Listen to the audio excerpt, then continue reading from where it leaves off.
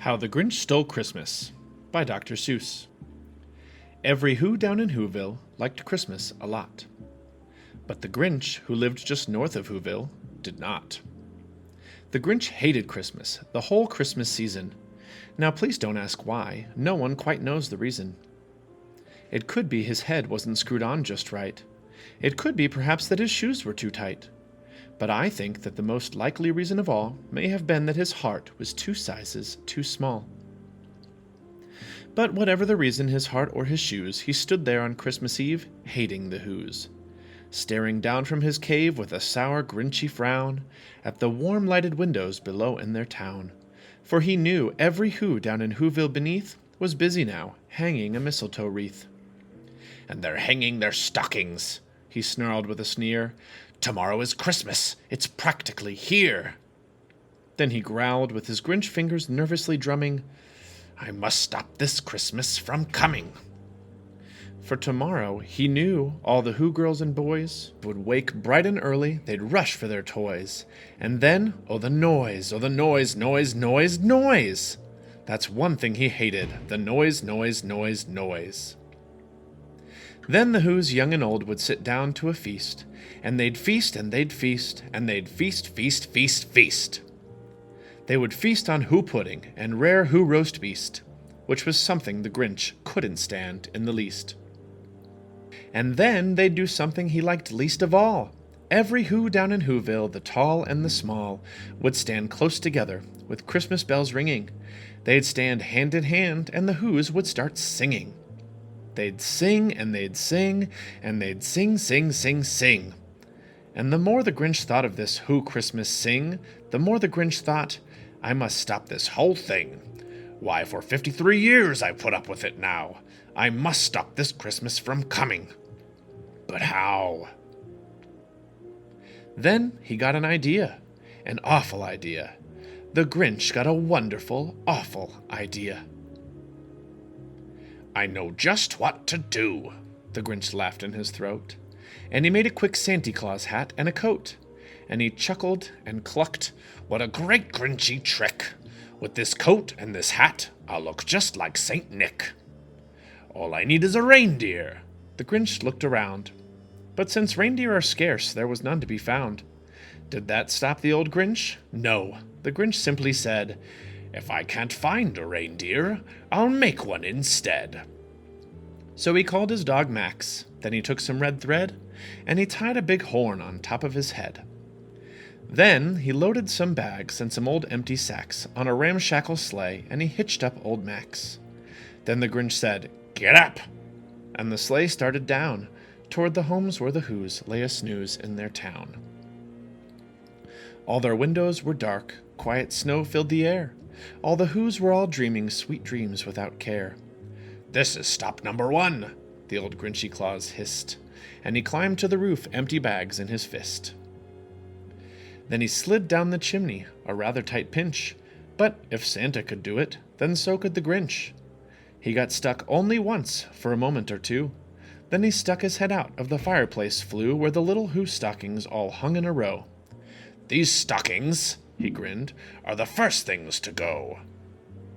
Then he slithered and slunk with a smile most unpleasant around the whole room, and he took every present.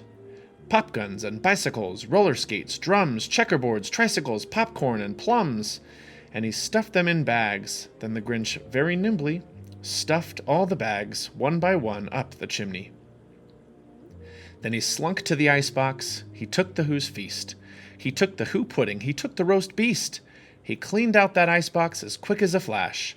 Why, that Grinch even took the last can of Who hash. Then he stuffed all that food up the chimney with glee. "And now," grinned the Grinch, "I will stuff up the tree." And the Grinch grabbed the tree and he started to shove, when he heard a small sound like the coo of a dove. He turned around fast and saw a small Who, little Cindy Lou Who was no more than 2. The Grinch had been caught by this tiny Who daughter, who'd got out of bed for a cup of cold water. She stared at the Grinch and said, "Santa Claus, why? Why are you taking our Christmas tree? Why?" But you know that old Grinch was so smart and so slick, He thought up a lie, and he thought it up quick. "Why, my sweet little tot," the fake Santa Claus lied, "there's a light on this tree that won't light on one side, so I'm taking it home to my workshop, my dear. I'll fix it up there, and I'll bring it back here." And his fib fooled the child. Then he patted her head, and he got her a drink, and he sent her to bed. And when Cindy Lou went to bed with her cup, he went to the chimney and stuffed the tree up. Then the last thing he took was the log for their fire.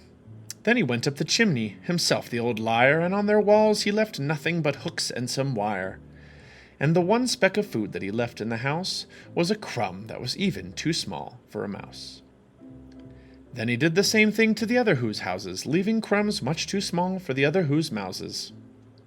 It was 1/4 dawn, all the Who's still abed, all the Who's still a snooze when he packed up his sled. Packed it up with their presents, the ribbons, the wrappings, the tags and the tinsel, the trimmings, the trappings. 3,000 feet up the side of Mount Crumpet, he rode with his load to the tip-top to dump it. "Pooh-pooh to the Who's," he was Grinchishly humming. "They're finding out now that no Christmas is coming. They're just waking up. I know just what they'll do. Their mouths will hang open a minute or two. Then the Who's down in Whoville will all cry, boo-hoo."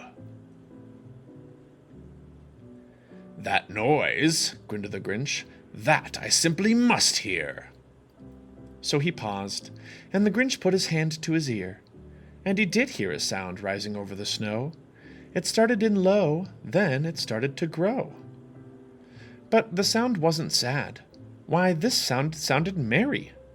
It couldn't be so, but it was merry, very. He stared down at Whoville, the Grinch popped his eyes. Then he shook. What he saw was a shocking surprise. Every Who down in Whoville, the tall and the small, was singing without any presents at all. He hadn't stopped Christmas from coming. It came. Somehow or other, it came just the same. And the Grinch, with his Grinch feet ice cold in the snow, stood puzzling and puzzling. How could it be so? It came without ribbons, it came without tags, it came without packages, boxes, or bags. And he puzzled 3 hours till his puzzler was sore. Then the Grinch thought of something he hadn't before. "Maybe Christmas," he thought, "doesn't come from a store. Maybe Christmas, perhaps, means a little bit more." And what happened then? Well, in Whoville they say that the Grinch's small heart grew 3 sizes that day. And the minute his heart didn't feel quite so tight, he whizzed with his load and through the bright morning light, and he brought back the toys and the food for the feast. And he himself, the Grinch carved the roast beast.